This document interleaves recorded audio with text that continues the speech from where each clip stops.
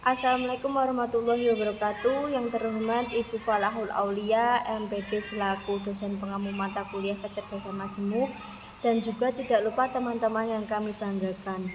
Kami dari kelompok 5 yang beranggotakan saya Destia Putra Madani, NIM 230502000030, dan Heni Setiawati dengan NIM 230502000050, ingin menyampaikan hasil diskusi kami yang berjudul kecerdasan naturalis. Langsung saja materi yang pertama yang akan saya sampaikan, pengertian dari kecerdasan naturalis. Menurut Grand Health Education, kecerdasan naturalis merupakan kemampuan anak untuk mengenali dan mengelompokkan berbagai hal di lingkungan di sekitarnya. Menurut Genscher dalam kurung 2005.22 dalam kurung naturalis intelligence atau kecerdasan naturalis adalah kapasitas untuk mengenali, membedakan, memelihara fitur tertentu di lingkungan fisik sekitarnya, seperti binatang, tumbuhan, dan kondisi cuaca.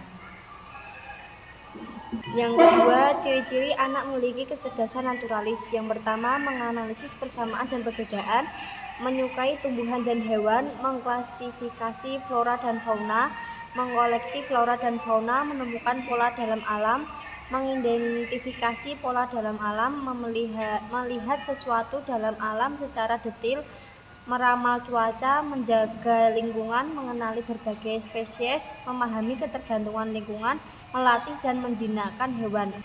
Yang selanjutnya yaitu karakteristik kecerdasan naturalis.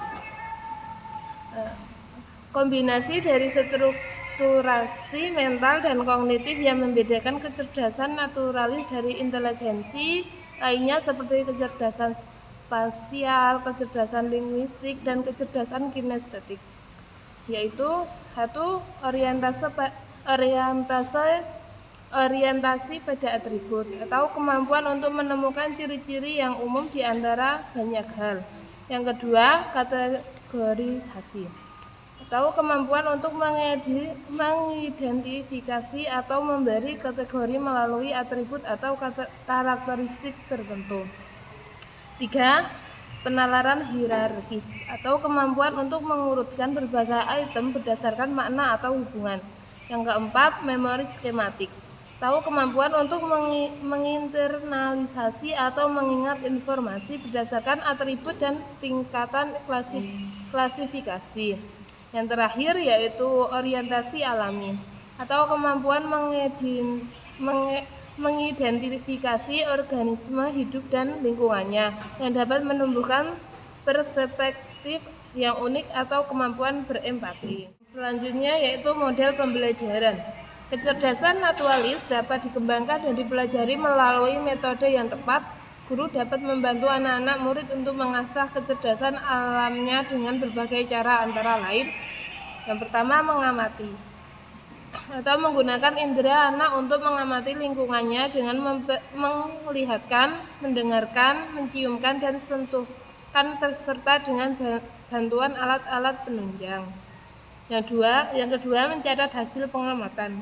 Membuat catatan tentang apa yang sudah dipelajari sangat penting agar anak-anak dapat menjadikan sebagai bahan referensi untuk aktivitas mereka yang akan datang, termasuk pendokumentasi gambar, foto, tulisan, bahkan benda-benda dari alam.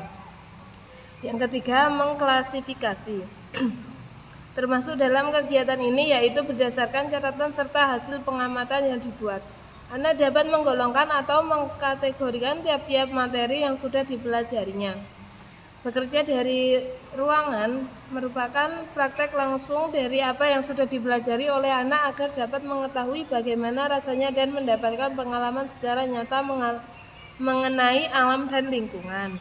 Selanjutnya, strategi pembelajaran kecerdasan naturalis. Strategi pembelajaran untuk mengembangkan kecerdasan naturalis menurut Julian Nurrani 2012-194 adalah diajak jalan-jalan di alam terbuka dan lakukan diskusi dengan anak-anak mengenai apa yang ada di alam sekitar. Yang kedua, melihat keluar jendela. Yang ketiga, menggunakan tanaman sebagai metamorfora naturalistik untuk ilustrasi konsep setiap pembelajaran. Yang keempat, membawa hewan peliharaan ke kelas. Anak diberi tugas mengamati perilaku hewan tersebut. Yang kelima, ekostudi, yaitu ekologi yang diintegrasikan ke dalam setiap bagian pembelajaran di sekolah. Kesimpulan penting bahwa agar anak memiliki sikap hormat pada alam sekitar. Contohnya, saat anak belajar berhitung, ajaklah anak untuk menghitung spesies hewan yang terancam punah. Tentu saja memakai media gambar. Sekian presentasi dari kelompok kami. Mohon maaf kalau ada banyak dan kurang lebihnya. Sekian dari saya. Wassalamualaikum warahmatullahi wabarakatuh.